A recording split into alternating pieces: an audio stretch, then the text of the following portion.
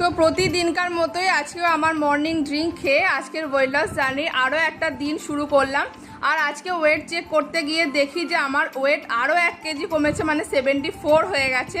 তো এটা দেখে আমার খুবই খুশি হচ্ছে, মানে যাই হোক কমেছে এটাই অনেক আমার কাছে। তো চান টান করে ফ্রেশ হয়ে অল্প করে ভাত খেয়ে নিলাম, আর জলখাবার একটু ওটস বানিয়ে দিয়েছিল মা, সেটাই খেয়েছিলাম।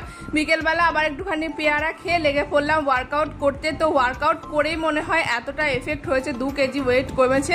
তোমরা জানিও কেমন লাগছে তোমাদের ওয়েট লস জার্নির এই ভিডিওটা। আমি 2 দিন পর ব্যায়াম করেছি তো আজকে, আর প্রচণ্ড কষ্ট হয়েছে। তো ব্যায়াম তোমরা রোজ করার চেষ্টা করো, আমিও চেষ্টা করি। মাঝখানে 2 দিন একটু গ্যাপ হয়ে গেছিলো।